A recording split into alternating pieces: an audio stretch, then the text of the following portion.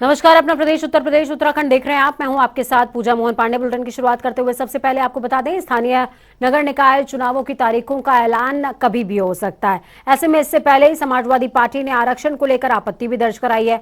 संजय निषाद ने जनता टीवी से बातचीत में बताया कि अखिलेश यादव को जब आरक्षण को लेकर इतनी आपत्ति है तो अपनी सरकार में ही पिछड़ा आयोग का गठन क्यों नहीं किया था। तो वहीं निषाद पार्टी के चुनाव लड़ने के सवाल पर कहा कि हम बीजेपी के साथ हैं। इन्हीं सब मुद्दों को लेकर के जनता टीवी ने संजय निषाद से खास बातचीत की। सुनिए। उत्तर प्रदेश में निकाय चुनाव को लेकर हलचल तेज है। तमाम पार्टियां सक्रिय हो गई हैं। संजय निषाद को लेकर तमाम सवाल भी खड़े होंगे। क्या संजय निषाद भी अब निषाद पार्टी को चुनाव लड़ाएंगे निकाय चुनाव का? इस वक्त हमारे साथ मौजूद उनसे ही बातचीत करते हैं। संजय जी, लगातार निकाय चुनाव को लेकर कोर्ट में भी पेच देखा आपने कि कैसे हुआ, लेकिन अब लेकिन रास्ता साफ हो चुका है। लेकिन समाजवादी पार्टी लगातार बता रही है कि अभी आरक्षण जो है वो सही से नहीं मिला है लोगों को। समाजवादी पार्टी जो कहती है उसका उल्टा ही रहता है। 2014 से जैसा जैसा कह रहे हैं उसका उल्टा ही। आज के दिन में आरक्षण अपनी सही दिशा में है। उन्होंने कहा था सरकार पिछड़ों के साथ नहीं खड़ी है, नहीं, मेरी सरकार पिछड़ों दलितों सबके साथ खड़ी है। सुप्रीम कोर्ट तक खड़ी हुई। लेकिन उनका कहना है कि आरक्षण ओबीसी को 27% आरक्षण का देने का नियम उसको नहीं दिया गया, एससी को 21% नहीं दिया, महिलाओं को आरक्षण 33%, ये सब घपलाबाजी हो रहा है। हम कहते हैं कि महिलाओं आधी आबादी महिलाओं की है, तो महिलाओं का आरक्षण मिलना चाहिए, नहीं मिलना चाहिए? हम तो चाहते हैं आज के दिन में महिलाओं को आपको लगता है कि मिला है? नहीं, क्यों नहीं मिला? महिलाओं का आरक्षण मिला है। तो लग रहा है घालमेल हुआ, सारे अधिकारी मिलकर घालमेल कर रहे हैं। घालमेल नहीं है, स्पष्ट है, न्यायालय में स्पष्ट है, सब सिस्टम से। जहाँ आयोग बन जाता है किसी भी चीज़ का, जब आयोग बन गया पिछड़ा वर्ग आयोग, तो जैसे अनुसूचित आयोग है पिछड़ा, हमारी सरकार तो आयोग भी बना दी ना। जो पिछड़ों के नाम पर राजनीति करते रहे, 30 साल से सरकारें रही उनकी, 5 बार सत्ता में रहे, क्यों नहीं उन्होंने आयोग बनाया था? अपने समय में आयोग बना कर पिछड़ों के नाम पर वोट दिया, पिछड़ों के नाम पर गद्दी मिली, कलम मिली, ताकत मिली, तो पिछड़ों के नाम पर मिला, तो उनको पिछड़ों के लिए आयोग बनना चाहिए था। जो उनके मन में इच्छा थी वो करना चाहिए था, नहीं कि हमारी सरकार कर रही है। एक सवाल और भी, बीजेपी के सहयोगी के तौर पर एक बड़ी विपक्ष में पार्टी आप देखे, मतलब बड़ी पार्टी देखे जाते हैं सहयोगी के तौर पर बीजेपी के, तो क्या निषाद पार्टी भी निकाय चुनाव में उतरेगी दमखम के साथ या समझौता? समझौता नहीं, सहयोग है। समझौता कोई समझौता नहीं, तो सीटों की मांग कर रहे हैं। नहीं, सहयोग सीटों की मांग कर रहे हैं। निकाय चुनाव लड़ेंगे निषाद पार्टी के सिंबल पे। पार्टी खड़ी और बड़ी इसीलिए होती है, कार्यकर्ता खड़ा। रटी रटान खड़ी बड़ी मत बताइए, ये बताइए लड़ेंगे कि नहीं लड़ेंगे, ये बताइए। जा रहा कि पार्टी चुनाव लड़ने के लिए, चुनाव लड़ाने के लिए बनी होती है। सीधा जवाब नहीं है, आप लड़ रहे हैं या नहीं लड़ रहे, बस ये मैं जानना चाह रही हूँ। पूरा बात तो सुनिए। चुनाव लड़ाने और लड़ने के लिए बनी होती है। मैंने पहले भी ऐलान कर दिया कि मेरा जो कार्यकर्ता है जहाँ चुनाव लड़ के जीत सकता है वो सीटें, हम पहले भी हमने सूची दी थी। भारतीय कितनी सीटों की सूची दी है? नगर पालिका, नगर पंचायत, नगर निगम, सबसे ज्यादा किसमें? नगर निगम की एक भी सीट मिल रही है? सुनिए ना, अभी नगर निगम के लिए हमारे पास आवेदन आए हैं, अभी हम देंगे। निश्चित रूप से हर नगर पालिका, नगर पंचायत, वार्ड, हर क्षेत्रों में हमारे लोग, जहाँ नदियों के किनारे हमारे बड़े शहर हैं, नदियों के किनारे वार्ड हमारा कार्यकर्ता जहाँ है, वो चाहे किसी जाति धर्म का हो, वो कार्यकर्ता चुनाव लड़के जीत सकता है। तो ऐसी सूची हम इकट्ठा कर रहे हैं। भारतीय जनता पार्टी के प्रदेश अध्यक्ष से बात हो चुकी है, ऐसी सूची हम उन्हें देंगे। सूची में कितने लोगों का नाम जा रहा है? अब देखिए, हम लोग सीट नहीं जीत के लिए काम करते हैं। सामंजस्य स्थापित करेंगे, जहाँ सामंजस्य बन जाएगा वहाँ निषाद पार्टी लड़ेगी। और सामंजस्य मतलब ये तय है कि निषाद पार्टी भी चुनाव लड़ेगी नगर निकाय? पूरे प्रदेश में लड़ेगी, हर वार्डों में भी लड़ेगी, नगर पंचायतों में लड़ेगी, नगर पालिका में भी लड़ेगी, और भारतीय जनता पार्टी के साथ लड़कर हम लोग विजय प्राप्त करेंगे। तो ये थे संजय निषाद का साफ तौर पे कहना था, जो समाजवादी में लगातार सवाल खड़े कर रही है और लगातार वो सरकार में रहे, उनके पिताजी भी सरकार में, क्यों नहीं पिछड़ा आयोग का गठन किया। और निषाद पार्टी लगातार समाजवादी पार्टी नहीं बल्कि भाजपा के साथ हमेशा 2024 का भी लोकसभा चुनाव लड़ेगी। और आपको बता दें कि समझौता नहीं बल्कि खड़ी बड़ी पार्टी नहीं होती, कार्यकर्ता होता है। कार्यकर्ता जहां भी मजबूत होगा वह दमखम के साथ निषाद पार्टी आपको चुनाव में उतरती दिखेगी। कैमरामैन आशीष कश्यप के साथ में जैसे जनता टीवी लखनऊ। तो वहीं कांग्रेस के वरिष्ठ नेता आचार्य प्रमोद कृष्णम ने अमित शाह पर हमला बोलते हुए कहा कि अमित शाह यूपी में जहां से चुनाव लड़ेंगे मैं वहां से चुनाव लड़ने के लिए तैयार हूं। प्रमोद कृष्णम ने राहुल की संसद सदस्यता खत्म होने को लेकर के कहा कि राहुल की संसद सदस्यता खत्म हुई, ना कि सियासत खत्म हो गई है। साथ ही उन्होंने कहा कि राहुल गांधी ने लोकसभा की सीट गंवाई है लेकिन देश की जनता के दिलों में जगह बनाई है। देश में दो विचारधाराओं के बीच में चुनाव होगा 2024 का, एक कांग्रेस की विचारधारा, एक आरएसएस की विचारधारा। सभी नेताओं से मैं अपील करता हूं कि वो तिरंगे का साथ दें। ममता जी हों, अखिलेश जी हों, या केसीआर हों, या अरविंद केजरीवाल जी हों, या शरद पवार जी हों, मैं सबको आमंत्रित करता हूं कि अगर मोदी जी को हटाना है, इनकी तानाशाही को ख़त्म करना है, तो कांग्रेस ही एकमात्र विकल्प है।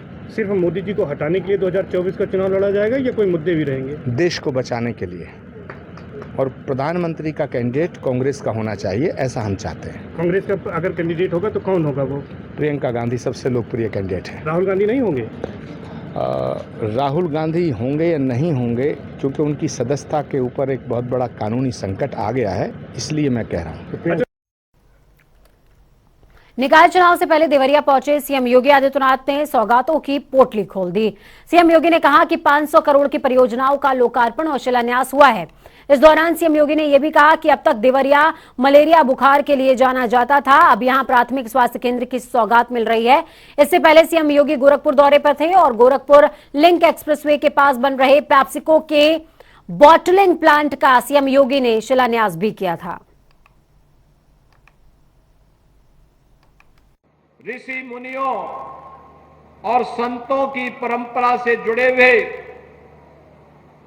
देवताओं के अरण्य के रूप में किसी कालखंड में जाने जाने वाला है देवरिया जनपद की धरा को, जिसे किसी कालखंड में बाबा राघव दास जी ने और महर्षि देवराहा बाबा ने अपने तप और साधना से एक नई ऊंचाइयों तक पहुंचाया। आज इस धरा को नमन करते हुए लगभग 500 करोड़ रुपए की परियोजनाओं का लोकार्पण और शिलान्यास के अवसर पर मंचस्थ सभी जनप्रतिनिधियों को अभिनंदन करते हुए देवरिया वासियों को मैं बधाई देता हूं। भाइयों बहनों, आज प्रधानमंत्री मोदी जी के नेतृत्व में भारत दुनिया के सामने एक मॉडल बना हुआ है। विपरीत परिस्थितियों में कैसे कार्य किया जाता है, आज भारत को एक आदर्श के रूप में देखा जाता है और भारत के अंदर सुशासन का जो मॉडल है, आज उसी तर्ज पर उत्तर प्रदेश ने भी कार्य करना प्रारंभ किया है। ज्यादा वक्त नहीं हुए, 6 वर्ष पहले उत्तर प्रदेश की स्थिति से आप सब वाकिफ थे और देवरिया तो हमारे लिए घर का आंगन जैसा है। एकदम कोई भी यहां का कार्यकर्ता हो, आम जनमानस हो, बेझिझक, जब मैं गोरखपुर में सांसद था तब भी मेरे पास बेझिझक आता था और मुझे भी देवरिया के कार्यक्रमों में देवरिया की जन समस्याओं को लेकर के देवरिया आने में कोई संकोच नहीं होता था, कुशीनगर आने में कोई संकोच नहीं होता था, महाराजगंज तक जाने में कोई संकोच नहीं होता था, क्योंकि हम ये मानते थे कि सब तो अपने ही लोग हैं, इन लोगों की समस्याओं का समाधान होना चाहिए और अगर सरकार की कानों में जूं नहीं रेंग रहा है तो उसे झकझोरने के लिए हम जनता के साथ मिलकर के उस समय भी आपके बीच में आकर के आंदोलन आपके साथ ही मिलकर के करते थे। उत्तर प्रदेश आज बदल चुका है। जिस उत्तर प्रदेश में आज से 6 वर्ष पहले दंगे होते थे, अराजकता फैलती थी, आपने देखा होगा रामनवमी में देश के अंदर अलग अलग राज्यों में दंगे हो रहे थे और जहां भगवान राम का जन्म हुआ उस उत्तर प्रदेश में लोग अमन चैन के साथ खुशहाली मना रहे थे। रामनवमी के अवसर पर अयोध्या में 35 लाख अयोध्या में भगवान राम के भव्य मंदिर का निर्माण हो रहा है। लोगों को दशकों से राम मंदिर के निर्माण का इंतजार भी था और इस इंतजार में पीढ़ियां गुजर गई, लेकिन आज जब भव्य राम मंदिर का निर्माण हो रहा है तो लोगों में खुशी है और लोग जश्न मना रहे हैं। 23 अप्रैल की अगर बात करें तो सीएम योगी आदित्यनाथ भगवान राम का 155 नदियों के जल से जलाभिषेक करेंगे। खास रिपोर्ट आपको दिखाते हैं। जय श्री राम।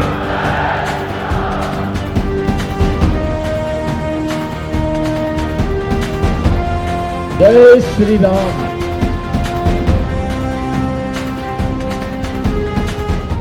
राम भक्तों को जिसका इंतजार सदियों से था कि राम मंदिर अद्भुत, अविश्वसनीय, अकल्पनीय बनकर तैयार हो, उसी की दिशा में राम मंदिर का काम तेजी से हो रहा है।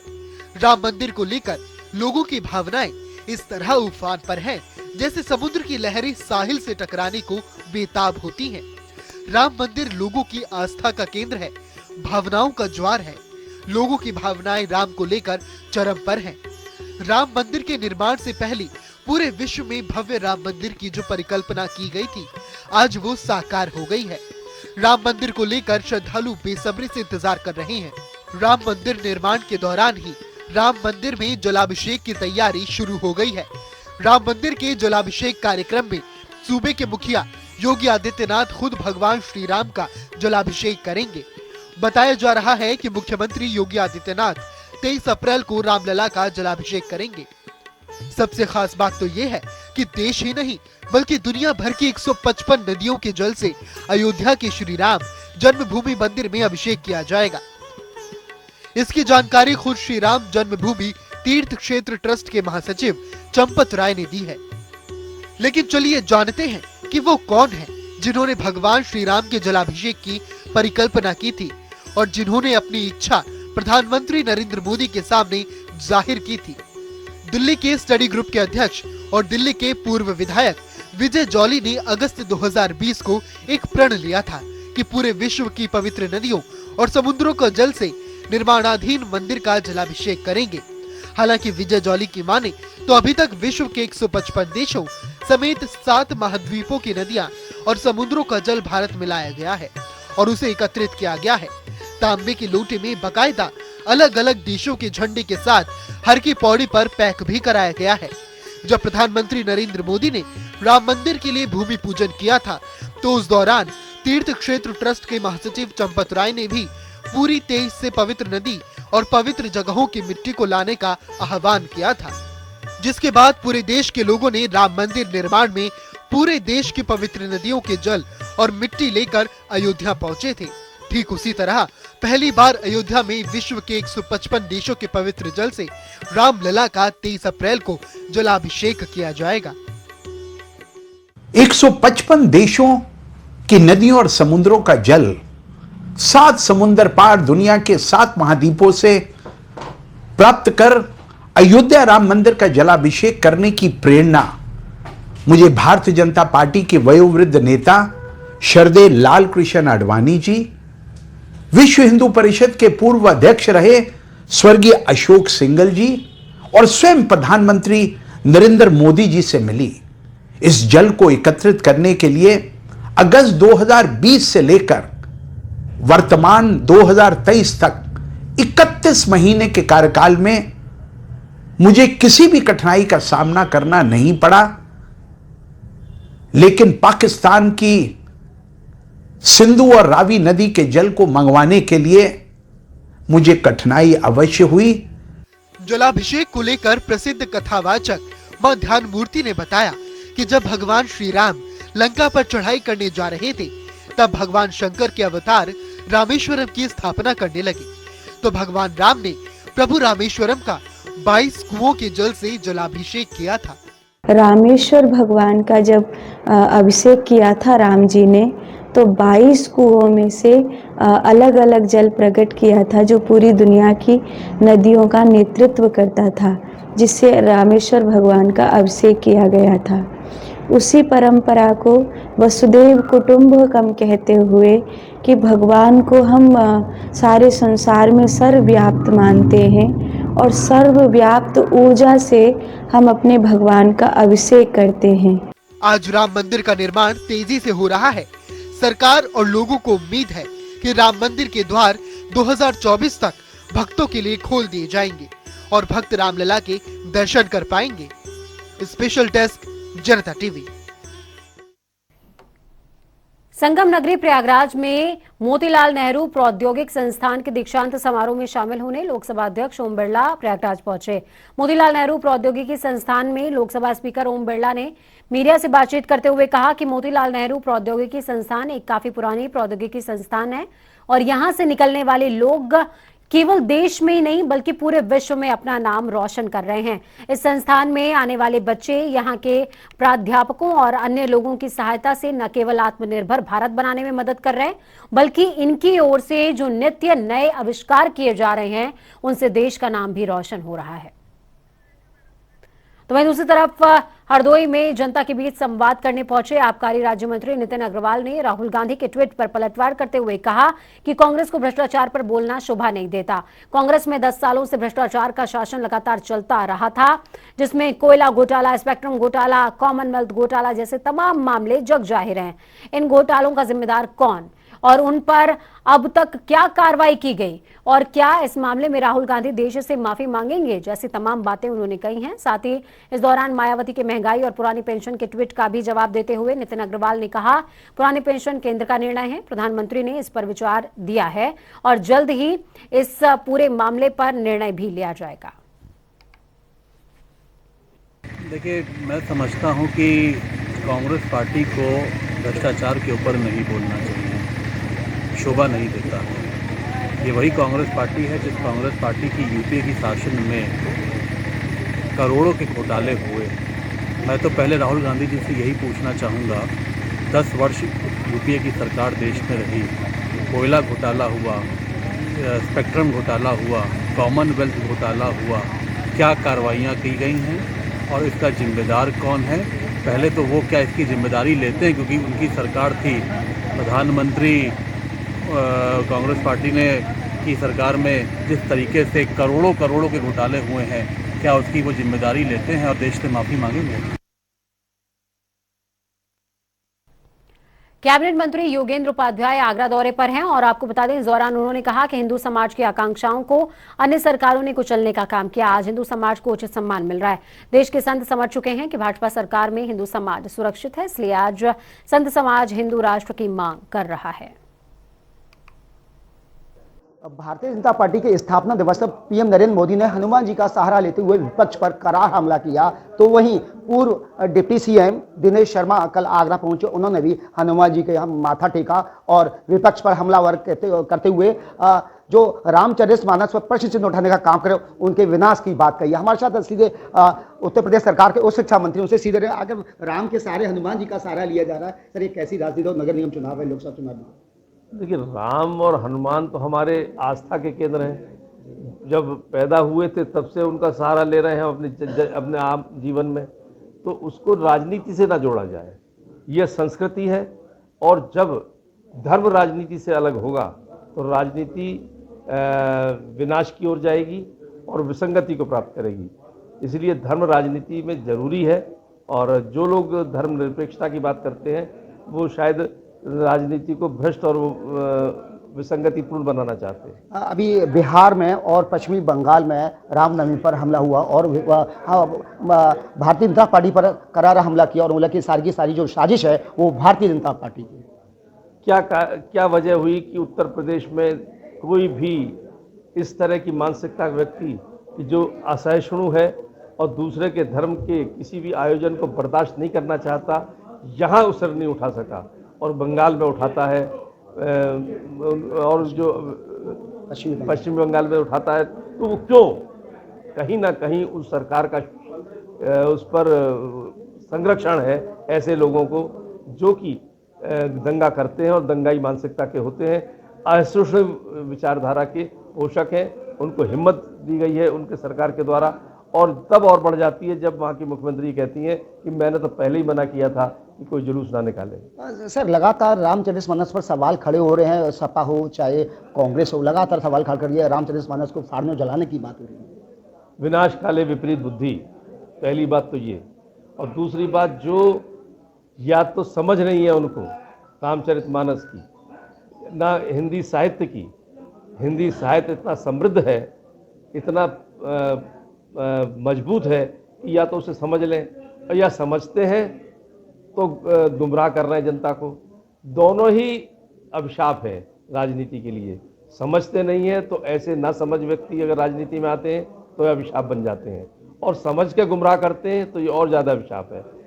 जो कहते हैं उसमें ताड़न के अधिकारी इस पर जो ऑब्जेक्शन करते हैं, तो एक शब्द के कई अर्थ होते हैं। जैसे यमक अलंकार है हमारे यहाँ पर, उन्हें शायद रस छंद अलंकार का ज्ञान नहीं है। यमक अलंकार यानी कनक कनक से 100 गुनी मादकता अधिकाय, या कनक के 2 अर्थ हैं, 2। ऐसे ही पानी गए न उबरे बिन मोती मानस चून, इसमें पानी में मोती का अलग आब से अर्थ है, मनुष्य से उसके इज्जत से है और चून से मतलब पानी से सीधा है। तो जब ये एक अर्थ नहीं समझते, वो जब अलंकार को नहीं जानते, तो वो खामखा माहौल बिगाड़ने के लिए, अरे हम तो वो लोग हैं, रामचरितमानस वो है जो शबरी के बेर खाने, झूठे बेर खाने राम पहुंचते हैं, उसका उदाहरण देना चाहिए हमको। सर, अब 2024 में लोकसभा चुनाव है, लगातार अब संत समाज की तरफ से हिंदू राष्ट्र की, तो ये क्या कोई रणनीति चल रही है या अब हिंदू राष्ट्र की निर्माण की लगातार ये चीजें आ रही हैं? जब संत ये देख रहे हैं कि जिसकी आकांक्षा हिंदू समाज वर्षों से करता आ रहा था, जो उसका अधिकार था, उसको उस समय कुचला जाता था पिछले शासन में, ये महसूस करते थे संत लोग भी, और अब वो कुचला नहीं जा रहा, उसको उसका स्थान मिल रहा है, उसका सम्मान मिल रहा है। तो संत समाज स्वयं मुखर है कि जो हमारे समाज हमारे सम्मान को सुरक्षित रखेगा, उसको सत्ता मिलनी चाहिए। तो भाजपा रामराज की तरफ बढ़ रही है? भाजपा राष्ट्रवाद की ओर बढ़ रही है, रामराज की ओर बढ़ रही है। रामराज कोई गलत नहीं है, गांधी ने भी रामराज की कल्पना की थी। गांधी ने भी राम राज्य की कल्पना की थी, और संत समाज का जो संरक्षण करता है, उनको दिखाई दे रहा है कि भाजपा शासन में ही ये मुमकिन है। इसलिए संत समाज लगातार राष्ट्रवाद और हिंदू राष्ट्र की बात कर रहा। ये कहना था उत्तर प्रदेश सरकार के कैबिनेट मंत्री योगेंद्र उपाध्याय का। प्रदीप रावत, जनता टीवी, आगरा। हरिद्वार में आज वीकेंड पर यात्रियों की भारी भीड़ देखने को मिल रही है। उत्तर प्रदेश, पंजाब, हरियाणा और दिल्ली जैसे पड़ोसी राज्यों से बड़ी तादाद में यात्री उत्तराखंड भी पहुंच रहे हैं, जिस वजह से हाईवे पर भारी जाम नजर आ रहा है। जाम को खुलवाने के लिए पुलिस कर्मियों को कड़ी मशक्कत करनी पड़ रही है। ग्राउंड जीरो का सीधे रुख करेंगे हरिद्वार से, हमारे साथ में विकास जुड़े हुए हैं। विकास, क्या कुछ अपडेट है? नैनीताल से भी आज इसी तरह की खबर सामने आई थी विकास, और अब हरिद्वार का भी नंबर है, हरिद्वार में भी जाम देखने को मिल रहा है। बिल्कुल पूजा, अगर हरिद्वार की बात करें तो आज हरिद्वार में जो वीकेंड पर यात्रियों की जो काफी संख्या में यहाँ पर आज दिखाई दी है, तो कहीं न कहीं जो वाहन है वो लगातार रेंग कर यहाँ पर चले। हरिद्वार शहर की ये बात करें या फिर NH58 की हम बात करें, वहां पर भी जो है पूरी तरह से लंबा जाम लगा हुआ है। आप साफ तौर पर मेरे पीछे भी देख सकते हैं, फिलहाल जो वाहन है वो अभी भी जो है रेंगते यहाँ पर चल रहे हैं, और लगातार जो आज पूरे दिन से ये समस्या हरिद्वार में यहाँ पर बन रही है। बात किया तो 3 दिन की छुट्टी के बाद जो है लगातार यात्री उत्तराखंड पहुंच रहे हैं, और तमाम जो उत्तराखंड की जो सड़कें हरिद्वार की अगर हम बात करें तो पूरी तरह से खचाखच यहाँ पर भरी है, और जो है होटलों की हम बात करें, धर्मशाला की हम बात करें तो पूरी तरह से बिल्कुल यहाँ पर फुल हो चुका है, और लगातार जो यात्री हो कहीं ना कहीं समस्या से भी जूझ रहे हैं। इसका आलम आज ये रहा कि आज जाम की समस्या को निपटाने के लिए आला जो अधिकारी हरिद्वार के, उनको भी आज जो है जमीनी स्तर पर उतरना पड़ा, कहीं ना कहीं जो जाम की समस्या उससे जो निपटना पड़ता।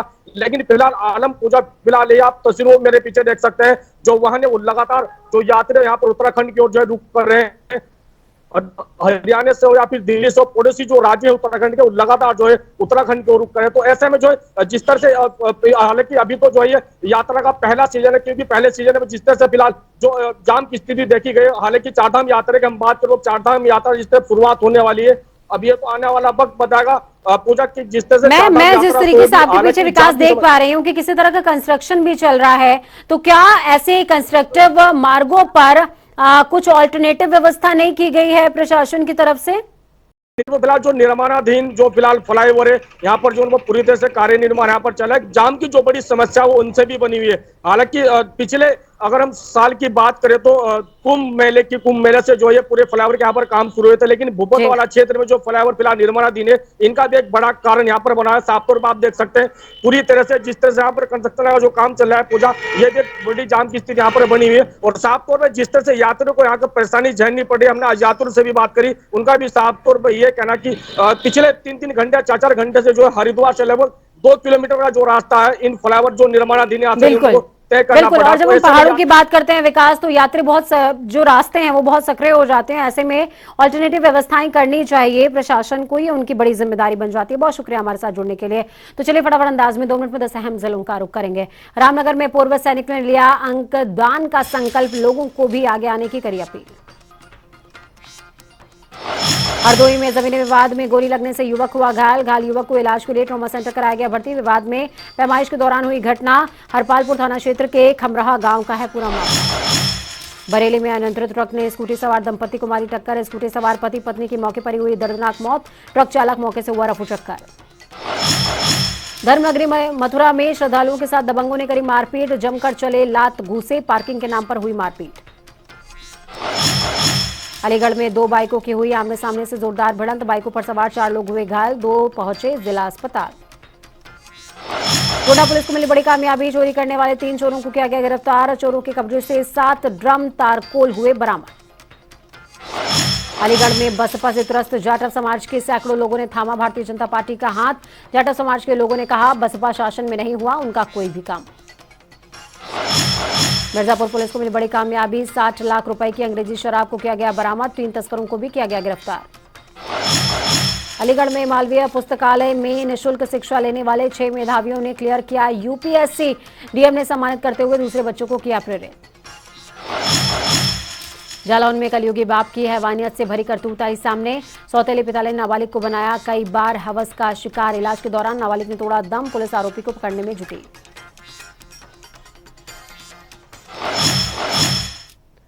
वक्त यहाँ पर छोटे से ब्रेक के उस पार खबरों का सफर लगातार जारी रहेगा। नमस्कार।